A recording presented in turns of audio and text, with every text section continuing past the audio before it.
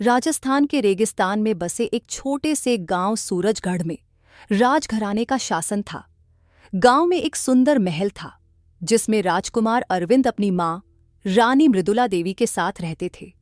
अरविंद वीर, बुद्धिमान और दयालु थे, लेकिन उनकी मां के मन में एक राज छिपा हुआ था जो उनके पूरे परिवार को श्रापित कर चुका था। रानी मृदुला ने अपनी जवानी में काली मां के मंदिर में एक महान बलि केगी चढ़ाने से इनकार कर दिया था, जिसकी वजह से देवी के एक पुजारी ने उन्हें श्राप दिया, तेरे खानदान की हर बेटी अपने प्यार का सुख पाने से पहले ही मर जाएगी। रानी ने इस बात को अपने बेटे से छिपाए रखा। अरविंद को बचपन से ही यह सिखाया गया कि परिवार की बेटियों को शादी से दूर रखा जाए, लेकिन अरविंद की छोटी बहन रंभा इस बात को समझ नहीं पाई। अरविंद का दिल गांव की एक आम सी लड़की खुशी पर आ गया। खुशी सुंदर, समझदार और हंसमुख थी। दोनों का प्यार बढ़ने लगा, लेकिन रानी मृदुला को यह रिश्ता मंजूर नहीं था। एक दिन रानी ने अरविंद को अपने कमरे में बुलाकर चेतावनी दी, अगर तुमने खुशी से शादी की तो उसके साथ भी वही होगा जो हर श्रापित लड़की के साथ होता है। अरविंद इस बात को मजाक समझते थे। उन्हें लगा कि यह एक पुरानी मान्यता है और इसका हकीकत से कोई लेना देना नहीं है। उन्होंने तय किया कि वे खुशी से शादी करेंगे और इस श्राप को झूठा साबित करेंगे। शादी के दिन गांव के पुजारी ने अरविंद को बताया, राजकुमार, यह श्राप हकीकत में है। खुशी की जान खतरे में है। अगर तुमने इस श्राप को तोड़ने की कोशिश की तो इसका अंजाम खतरनाक होगा। लेकिन अरविंद और खुशी ने पुजारी की बात को भी नजरअंदाज कर दिया। शादी धूमधाम से हुई, लेकिन शादी की पहली रात ही खुशी की हालत अचानक खराब हो गई। वह तेज बुखार में तड़पने लगी और एक अनजान सी ताकत ने उसे जकड़ लिया। खुशी की हालत देखकर रानी मृदुला ने सब कुछ कबूल कर लिया। उन्होंने कहा, यह श्राप मेरी ही वजह से है। अब इसे तोड़ने का बस एक ही तरीका है, देवी काली के मंदिर में विशेष यज्ञ। लेकिन यज्ञ करने वाले को अपनी सबसे प्यारी चीज का बलिदान देना होगा। अरविंद ने बिना सोचे कहा, मैं अपनी जान देने के लिए तैयार हूं, लेकिन खुशी को बचाना होगा। अरविंद ने अपने इरादे के साथ देवी काली के मंदिर जाने का फैसला किया। रानी मृदुला ने उन्हें बताया, देवी काली का गुस्सा बर्दाश्त करना आसान नहीं है। अगर तुम यज्ञ में गलती करोगे तो न केवल खुशी बल्कि पूरा गांव इस श्राप की चपेट में आ जाएगा। राजमहल से लगभग 10 मील दूर रेगिस्तान के बीचों बीच देवी काली का एक पुराना मंदिर स्थित था। कहा जाता था कि इस मंदिर में जाने वाले लोग या तो पागल हो जाते हैं या फिर लौटकर कभी नहीं आते। लेकिन अरविंद के पास और कोई चारा नहीं था। वह अपने साथी और सेनापति वीरभद्र के साथ मंदिर के लिए रवाना हुआ। रास्ते में वीरभद्र ने पूछा, राजकुमार, क्या आप सच में अपनी जान देने को तैयार हैं? यह श्राप सालों पुराना है, शायद इसे तोड़ना नामुमकिन हो। अरविंद ने जवाब दिया, अगर खुशी को कुछ हुआ तो मेरी जिंदगी का कोई मतलब नहीं। मैं अपनी जान देकर भी उसे बचाऊंगा। मंदिर के अंदर कदम रखते ही दोनों ने महसूस किया कि वहां की हवा तेज और डरावनी थी। हर कोने में चमगादड़ उड़ रहे थे और दीवारों पर काले सांप लटके हुए थे। मंदिर के मेन दरवाजे पर एक प्राचीन ग्रंथ रखा हुआ था। ग्रंथ पर लिखा था, जिसने भी इस यज्ञ को शुरू किया उसे 3 इम्तिहानों से गुजरना होगा। नाकाम होने पर मौत तय है। पहली परीक्षा थी ताकत की। अचानक मंदिर की जमीन हिलने लगी और एक बड्डेदार राक्षस सामने आया। वह तेज आवाज में बोला, जो भी यहां आया है उसे अपनी सबसे बड़ी कमजोरी को कबूल करना होगा। अगर झूठ बोला तो यह जगह उसकी कब्र बन जाएगी। अरविंद ने तभी जल्दी से कहा, मेरी कमजोरी मेरा गुस्सा है। कई बार मैं अपने गुस्से पर काबू नहीं रख पाता और इसी वजह से मैंने कई लोगों का दिल दुखाया है। राक्षस ने गुस्से में वीरभद्र की ओर देखा। वीरभद्र घबराया, लेकिन उसने कहा, मुझे अपनी मौत से डर लगता है। राक्षस ने जोर से हंसी के साथ कहा, तुमने सच कहा। तुम दोनों पहले इम्तिहान में कामयाब हुए। मंदिर के अगले कमरे में पहुंचते ही एक जलता हुआ अग्निकुंड दिखा। एक आवाज गूंजने लगी, इस अग्निकुंड में वह चीज फेंको जो तुम्हारे लिए सबसे प्यारी हो। अगर बलिदान सच्चा होगा तो अग्नि शांत हो जाएगी। अरविंद ने बिना सोचे समझे अपनी तलवार, जो उनकी मां ने आशीर्वाद के साथ दी थी, अग्निकुंड में डाल दी। तलवार डालते ही अग्नि शांत हो गई, लेकिन अग्नि से एक और आवाज आई, सच्चे बलिदान का मतलब है अपनी आत्मा का एक हिस्सा देना। क्या तुम अपनी आत्मा का एक हिस्सा छोड़ने के लिए तैयार हो? अरविंद ने सिर झुकाकर कहा, हां। अचानक उसे ऐसा महसूस हुआ जैसे उसकी ताकत का एक बड़ा हिस्सा उससे छीन लिया गया, लेकिन वह खड़ा रहा क्योंकि उसका मकसद खुशी को बचाना था। अब वे मंदिर के सबसे गहरे हिस्से में पहुंचे, जहां देवी काली की विशाल मूर्ति थी। मूर्ति के सामने एक ग्रंथ खुला पड़ा था।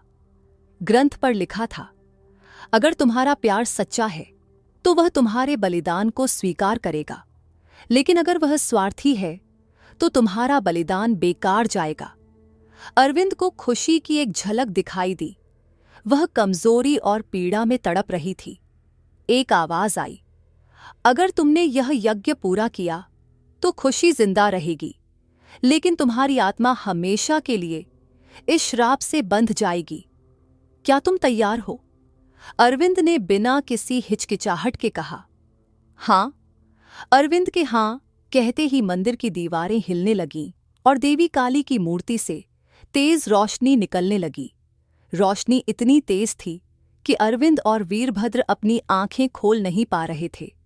अचानक एक रहस्यमयी आवाज गूंजी, तुम्हारा बलिदान स्वीकार किया गया है, लेकिन ध्यान रहे, श्राप को तोड़ने के लिए तुम्हें अपने इरादे पर डटे रहना होगा। मूर्ति के सामने रखे ग्रंथ से काले धुएं का एक गुबार निकला और एक महिला की बनावट में बदल गया। यह वही पुजारिन थी जिसने सदियों पहले रानी मृदुला को श्राप दिया था। उसने हंसते हुए कहा, तुम्हें लगता है कि सिर्फ बलिदान देकर यह श्राप खत्म हो जाएगा? यह श्राप प्रेम, त्याग और निष्ठा का इम्तिहान है। अगर तुम में से किसी का भी इरादा डगमगाया तो खुशी की आत्मा हमेशा के लिए मेरी होगी। अरविंद ने मजबूती से कहा, मैं किसी भी इम्तिहान के लिए तैयार हूं। पुजारिन ने मुस्कुराते हुए कहा, तो सुनो, तुम्हारे पास बस 3 दिन हैं। अगर 3 दिनों के अंदर तुमने खुशी को बचाने का सही तरीका नहीं खोजा तो वह हमेशा के लिए मेरी होगी। अरविंद और वीरभद्र मंदिर से लौटे, लेकिन सूरजगढ़ का माहौल पूरी तरह बदल चुका था। लोग परेशान थे। हवा में एक अजीब सी उदासी थी। गांव के बच्चे बीमार पड़ने लगे और पशु बिना किसी वजह मरने लगे।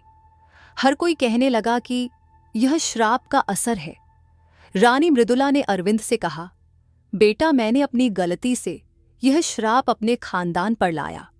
अब इसे खत्म करने का वक्त आ गया है। खुशी महल के कमरे में बेहोश पड़ी थी। उसका शरीर धीरे धीरे ठंडा हो रहा था और उसके चारों ओर एक अजीब सी काली छाया मंडरा रही थी। महल के पुजारी ने कहा, यह छाया उस श्राप का हिस्सा है। अगर इसे 3 दिनों में खत्म नहीं किया गया तो यह खुशी की आत्मा को खा जाएगी। अरविंद ने वीरभद्र के साथ श्राप की जड़ों तक पहुंचने का फैसला किया। उन्होंने रानी से पूछा, मां, वह पुजारिन कौन थी जिसने तुम्हें श्राप दिया, और क्या इसका कोई तोड़ है? रानी ने दुखी होकर कहा, वह पुजारिन काली मां की सबसे बड़ी भक्त थी। मैंने उसकी एक बड़ी बलि चढ़ाने की मांग को ठुकरा दिया था, जिसकी वजह से उसने मेरे खानदान को श्राप दे दिया। लेकिन मुझे याद है, उसने कहा था कि अगर कोई व्यक्ति अपने प्यार की खातिर अपनी आखिरी सांस तक मेहनत करे तो श्राप टूट सकता है। अरविंद ने पुजारिन को हराने के लिए काली मां के ही आशीर्वाद का सहारा लेने का फैसला किया। उन्होंने कहा, अगर यह श्राप प्यार का इम्तिहान है तो मैं इसे हर कीमत पर पास करूंगा। उस रात अरविंद को अजीब सपने आने लगे। उसने खुद को एक काले जंगल में पाया जहां चारों तरफ अंधेरा था। अचानक एक काली छाया उसके सामने आई और बोली, तुम खुशी को बचाने के लिए कितना बलिदान दे सकते हो? क्या तुम अपनी जान दे सकोगे? अरविंद ने जवाब दिया, मैं अपनी जान ही नहीं बल्कि अपनी आत्मा भी त्याग सकता हूं। छाया ने हंसते हुए कहा, तो पहला दिन खत्म हुआ, लेकिन अगले 2 दिन तुम्हारे लिए और मुश्किल होंगे। सुबह जब अरविंद खुशी के पास गया तो उसने देखा कि खुशी धीरे धीरे होश में आ रही थी। उसने कमजोर आवाज में कहा, अरविंद, मुझे तुम्हारे प्यार पर भरोसा है, लेकिन इस श्राप को खत्म करने के लिए तुम्हें अपने डर का सामना करना होगा। खुशी की इन बातों ने अरविंद को और मजबूत बना दिया। वह पुजारिन को हराने और श्राप को खत्म करने के लिए पूरी तरह तैयार था। दूसरी रात का अंधेरा सूरजगढ़ के आसमान में पहले से ज्यादा गहरा और डरावना था। अरविंद जानता था कि यह रात उसकी हिम्मत का असली इम्तिहान होगी। जैसे ही वह खुशी के पास गया, उसे एक काली बनावट दिखाई दी जो धीरे धीरे इंसानी रूप में बदलने लगी। वह वही पुजारिन थी जिसने श्राप दिया था। पुजारिन ने गुस्से से भरी आवाज में कहा, तुमने पहला इम्तिहान तो पार कर लिया, लेकिन अब तुम्हें यह साबित करना होगा कि तुम्हारा प्यार सच्चा है। तुम्हें अपनी आत्मा का एक हिस्सा मुझे सौंपना होगा। क्या तुम तैयार हो? अरविंद ने बिना झिझके कहा, अगर मेरी आत्मा से खुशी बच सकती है तो मैं तैयार हूं। पुजारिन ने अपनी काली शक्तियों से अरविंद के चारों ओर एक चक्र बनाया। चक्र के अंदर खड़े अरविंद को ऐसा महसूस हुआ जैसे उसकी आत्मा जल रही हो, लेकिन उसने अपना ध्यान खुशी पर लगाए रखा। उसने अपनी आंखें बंद कर लीं और मन ही मन कहा, हे देवी काली, मुझे हिम्मत दे, मेरा बलिदान बेकार न जाए। अचानक चक्र टूट गया और पुजारिन की हंसी गूंज उठी। उसने कहा, तुमने आत्मा का एक हिस्सा तो दे दिया, लेकिन देखना है कि तुम आखिरी इम्तिहान में कितने सच्चे साबित होते हो।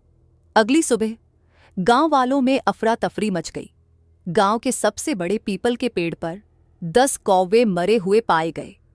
गांव के पुजारी ने इसे अशुभ संकेत बताया। उसने कहा, यह श्राप अब केवल राजकुमार पर नहीं बल्कि पूरे गांव पर हावी हो रहा है। अगर तीसरी रात तक श्राप नहीं तोड़ा गया तो गांव का हर व्यक्ति इसकी चपेट में आ जाएगा।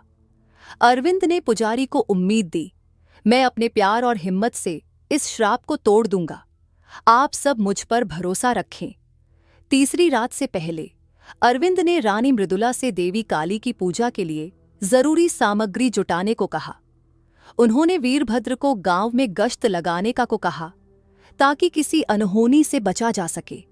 वीरभद्र ने पूछा, राजकुमार, तीसरी रात का इम्तिहान क्या होगा? अरविंद ने कहा, यह इम्तिहान प्यार की आखिरी कसौटी होगा। मुझे यकीन है कि पुजारिन मुझे खुशी को चुनने या अपनी जान देने के बीच चुनने पर मजबूर करेगी। रात होते ही मंदिर के पास वाली चट्टानों पर बिजली कड़कने लगी। अरविंद अकेले वहां गया क्योंकि यह इम्तिहान बस उसी के लिए था। जैसे ही वह मंदिर के सामने पहुंचा, पुजारिन सामने आई और उसने काली मां की मूर्ति के सामने खड़े होकर कहा, तुमने अब तक जो भी बलिदान दिया वह ठीक था, लेकिन अब तुम्हें सबसे मुश्किल फैसला लेना होगा। अरविंद ने मजबूती से कहा, मैं हर इम्तिहान के लिए तैयार हूं। पुजारिन ने अपने जादू से खुशी को बुलाया। खुशी अब मंदिर के बीचों बीच खड़ी थी। उसकी हालत पहले से भी ज्यादा खराब थी। पुजारिन ने कहा, तुम्हारे पास 2 रास्ते हैं। पहला, तुम खुशी को बचा सकते हो, लेकिन बदले में तुम्हें अपनी जान देनी होगी।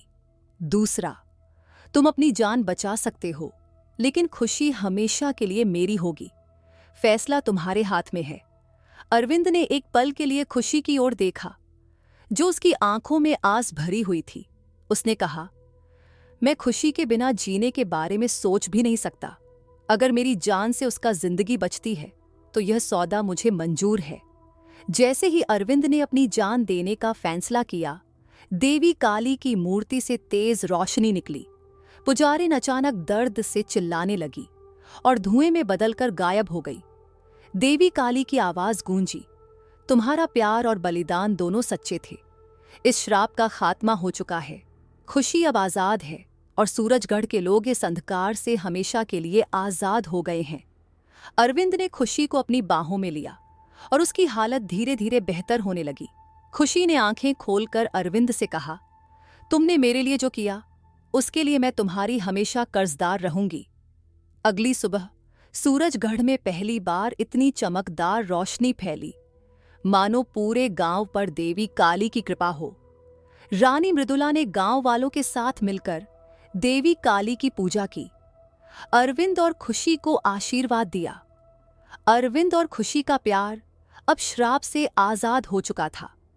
उन्होंने एक साथ मिलकर सूरजगढ़ को एक नया जीवन दिया, जहां डर और अंधकार की कोई जगह नहीं थी। दोस्तों, अगर आपको हमारी मेहनत और हमारी कहानी पसंद आ रही है तो हमारी वीडियो को लाइक जरूर करें, क्योंकि आपकी एक लाइक हमारी मेहनत को सफल बना देती है। और लाइक करने के बाद हमारे इस छोटे से चैनल को सब्सक्राइब करके हमारी इस फैमिली का हिस्सा जरूर बने। धन्यवाद दोस्तों।